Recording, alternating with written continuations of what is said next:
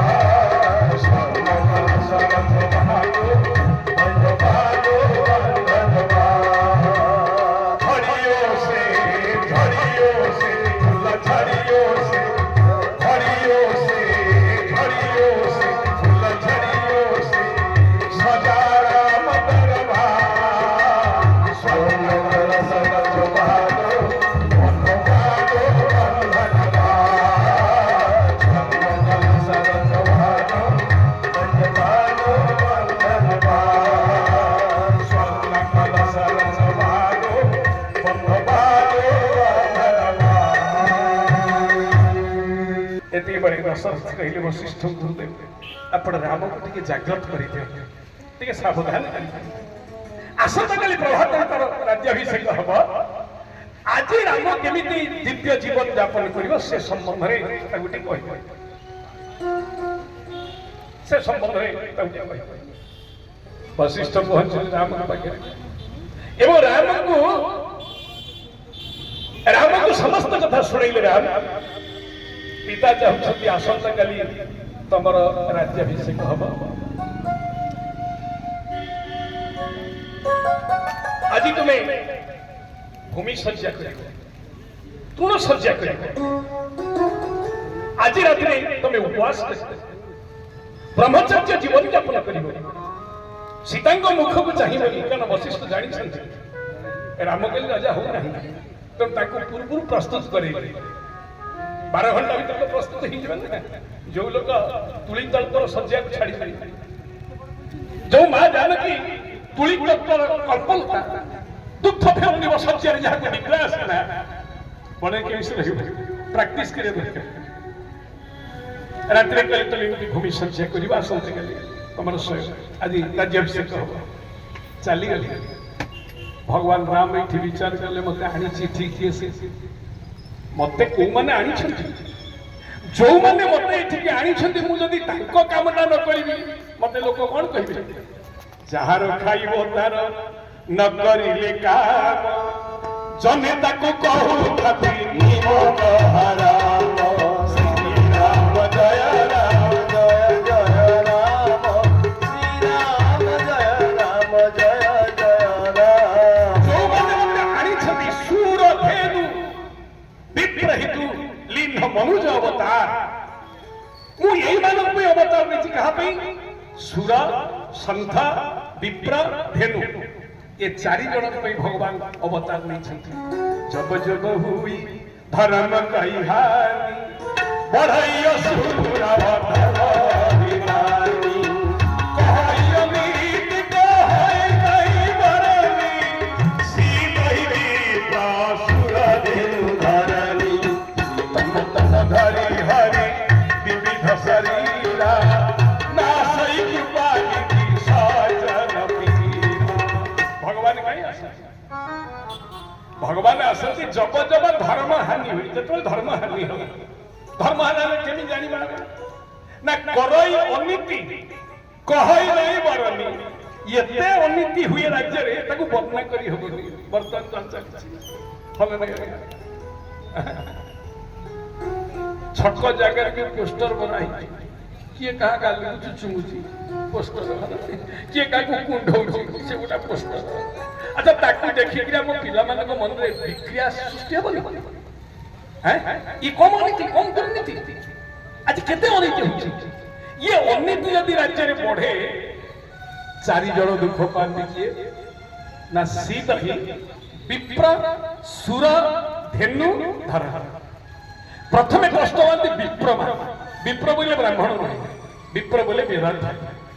ଯୋଉମାନେ ପାଠ ପଢୁଆ ପିଲା ସେମାନେ ଦୁଃଖ ପାଆନ୍ତି। ବର୍ତ୍ତମାନ ଦେଖନ୍ତୁ, ପିଲା BA MA ପାସ୍ କରି ତାଙ୍କ ପାଇଁ ଚାକିରି ନାହିଁ, ଭଲ ନାହିଁ। ଆଉ ସେ ପିଲା ତ ପାଠ ପଢିଲେ ଚାଷ କରିପାରିବେ? କୋଉ ଜମି ଅଛି କି? ଆଉ ଗୋପା ଜମିକି ବିକିଲେ ବିକିକିରି ସବୁ ଲମ୍ବା ଲମ୍ବା ଚେନ୍, କୁକୁର କରି ଭଳିଆ ମୋଟା ମୋଟା ଚେନ୍ ପକେଇଲେ, ବଡ ବଡ ମୋବାଇଲ, ଗାଡି, ଅଡି କାର। ଆମର ଦୃଶ୍ୟ ଦେବତା। ଆମେ ପ୍ରଭାତରୁ ଉଠି ସ୍ନାନ ଶୌଚ ସାରି ସୂର୍ଯ୍ୟ ଉଦୟ ହେଲା ବେଳକୁ ଆମେ ସୂର୍ଯ୍ୟକୁ ଜଳାଞ୍ଜଳି ଦେବା। ସୂର୍ଯ୍ୟ ଜାଣିବେ ଆରେ ଯାହା ହଉ ମୋର ଜଣେ କେହି ଭକ୍ତ ଅଛି, ରୋଗ ହବନି। ଭୋର 8ଟା ସୁଦ୍ଧା ବି ନିଦ ଭାବୁନି। ଭଲ ନାହିଁ, ଭଲ ନାହିଁ ମାମା। ରାତି 10ଟା ନହେଲେ ତ ରୁଟି ବେଲା ହବନି ନା, କାରଣ ସିରିଏଲ ସରିଲେ ଯୋଉ କାମ ହବ ନା। ଆଉ ଖାଇ ପିଇ ଶୋଇଲା ବେଳକୁ 12ଟା, ଅତି କମରେ 6 ଘଣ୍ଟା ତ ଶୋଇବ ମଣିଷ ଅଛି। ତେଣୁ ସୂର୍ଯ୍ୟ ଆଜି ଦୁଃଖିତ ଅଛନ୍ତି। ଆଉ କିଏ ଦୁଃଖିତ ନା? ଧେନୁ। ଧେନୁ ବୋଲନ୍ତି ଗାଈ। ଗାଈ ବୋଲେ ଜର୍ସି ଗାଈ ନୁହଁ, ଧେନୁ ଶବ୍ଦ ତ ଦେଶୀ ଗାଈ। ये गाई मैंने मत दुख पाइबे कहीं आउ गोचर जमी नहीं अछि सर्वे विवेकाकार नथिब तही वेदर विचार जाई फूल आलो जाई फूल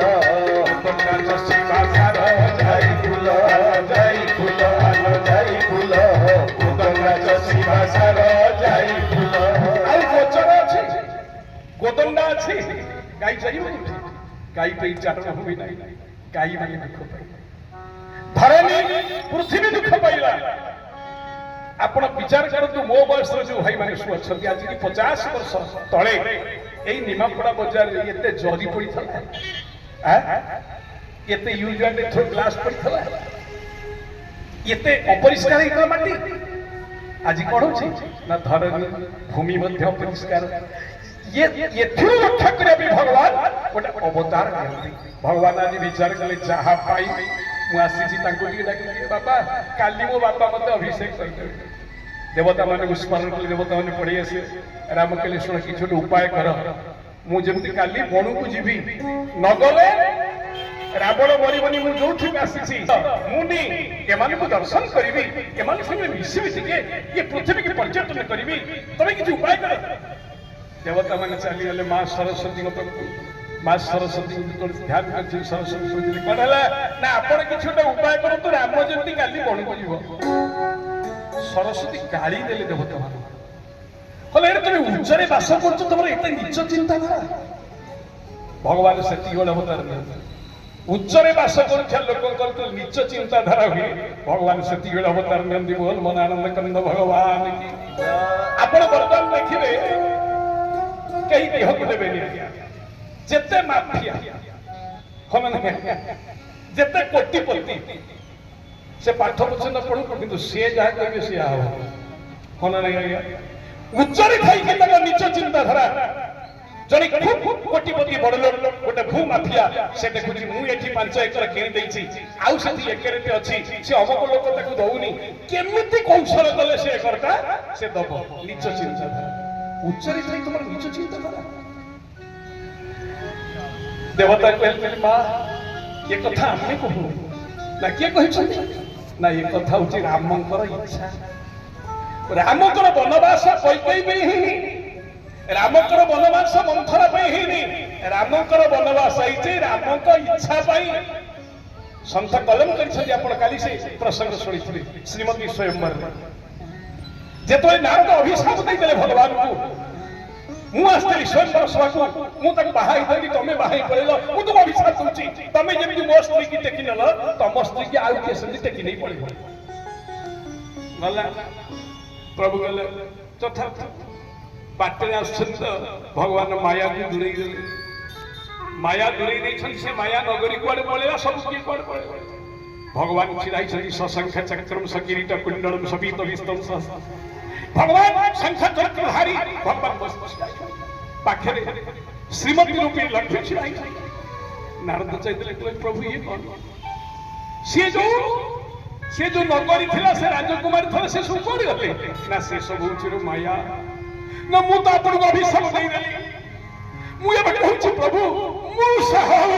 ସାପ କୃପାଲା ହେ କୃପାଳୁ କରୁଣା निधान रहुआ जगत के दाता भय करुणा निधान रहुआ जगत के दाता भय करुणा निधान रहुआ हे प्रभु हे करुणा निधान आपण सब किछि करि पारंती मु अभिशाप दे देली आपण को प्रभु मु आपण को माया बुझी पाइलिनी ये मूसा ये मिछा छी किंतु भगवान कौन कहले मो इच्छा कह दीन दयाला दीन दयाल राम कहले ना मोर इच्छा मो इच्छा रे सब होछि तो रामकर वनवास कहा इच्छा रही एथर का आपण माने कहि राम की इच्छा एतमे मंत्र नहीं हो कि कोई कोई नहीं हो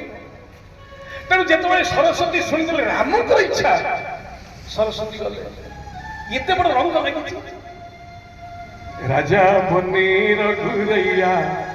अबध में बाजे बधैया राजा बने रघुरैया अबध में बाजे बधैया बाजे बधैया बाजे बधैया बाजे बधैया बाजे बधैया राजा बने रघुरैया अबध में बाजे बधैया राजा बने रघुरैया अबध में बाजे बधैया सरस्वती आसी समग्र अयोध्या नगरी परिक्रमा कले सबुआडे आनंद उत्सव ମଙ୍ଗଳ ଧ୍ୱନି ସମସ୍ତେ ଆନନ୍ଦ ବିଭିନ୍ନ ପ୍ରକାର ବାଦ୍ୟ ବାଜୁଛି ମଙ୍ଗଳ ଧ୍ୱନି ହଉଛି ଡିଜେ ବାଜୁଛି ଆଜିକାଲି ଆମେ ଏମିତି ଗୋଟେ ନିର୍ଲଜ ଯୁଗରେ ପହଞ୍ଚିବା କୁଆଡ଼େ ମଧ୍ୟ ପଡୁନି କାହିଁକି ନା ମଙ୍ଗଳ ଧ୍ୱନି ନାହିଁ ଏ ମଙ୍ଗଳ ଧ୍ୱନି କୋଉଠି ଅଛି ମା ମାନଙ୍କ ମୁଖରେ ଯୋଉ ଘରେ ମଙ୍ଗଳ ଧ୍ୱନି ନାହିଁ ଆପଣ ବାହାର ବ୍ରତ ଘର ଯାହା ଆପଣ ମାନେ ହୁଳହୁଳି ଦିଅନ୍ତୁ ନା ନାହିଁ ଏଠି ତ ହୁଳହୁଳି ଶୁଭୁନି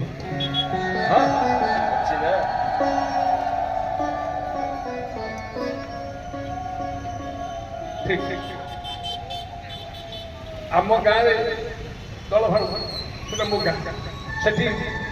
9 ଦିନ ପର୍ଯ୍ୟନ୍ତ ରାମଚରିତ ମାନସ ହବ ହୁଳହୁଳି ସମସ୍ତେ ମୋର ଗୋଟେ ଖୁଡି ଥିଲା ସେ ଖୁଡି ସମସ୍ତେ ହୁଳହୁଳି